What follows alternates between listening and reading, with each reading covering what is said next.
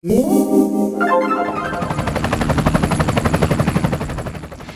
jets had to scramble in Seattle. That's because a small aircraft flew into airspace restricted by an August 2010 visit from the president. A Michigan pilot says while these flight restrictions are nothing new, they have recently expanded. He adds that while intended to thwart security breaches, the restrictions instead thwart his ability to make a living.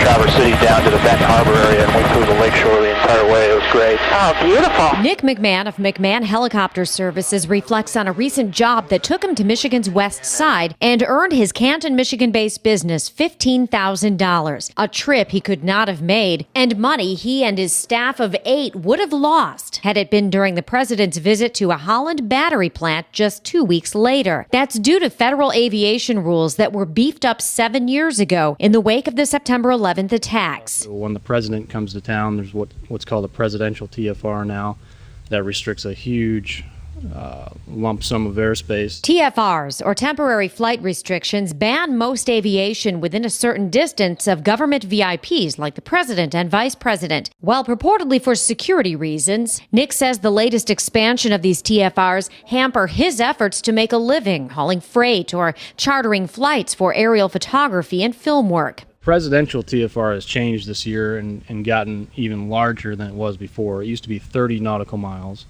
which was 36 statute miles. This is expanded to 35 nautical miles, which brings the number to 42-mile radius around the president anywhere he travels. So that shuts down or restricts that entire section of airspace every time he comes here. The heightened aviation restrictions include some sporting events as well, effectively grounding business for Nick and other small aviation companies during games. The NCAA sports on Saturdays for the U of M games, also Michigan State, that brings a flight restriction there. And we also have the NFL in Detroit, MLB.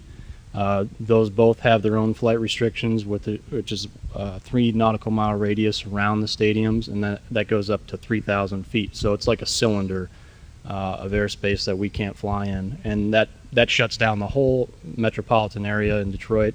We can't conduct any aerial photography, any cargo, charter flights, anything at all. Nick estimates that since 2003, TFRs have cost his business at least $300,000. That's direct loss. That's stuff we know about. The indirect losses are unmeasurable because so many of our clients, like film customers, for example, that would normally be shooting stuff for the MLB games or something downtown, that already know about these flight restrictions because it's been so long now and they're accustomed to them.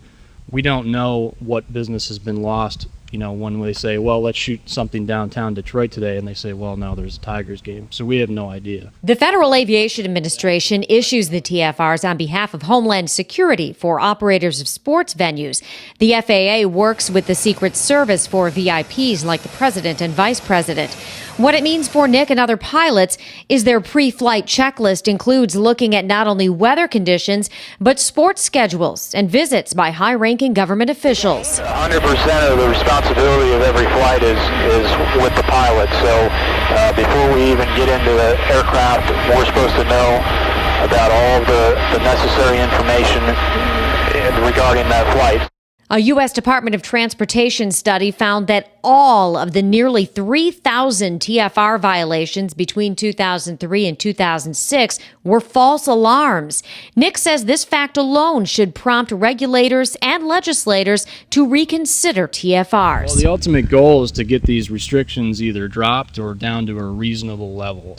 To say, hey, look, 100% of these violations were non-threats. This is only violating pilots and U.S. citizens and veterans and everyone else that's in the air. An FAA spokesperson, however, tells the Mackinac Center the agency hears few complaints about TFRs, and pilots are usually understanding of the rules. Russ Harding is the director of the Mackinac Center's Property Rights Network. He says well-intended government regulations can have profound unseen effects. But I think the real message here is that regulations do have a tremendous impact on the bottom line, particularly of small business.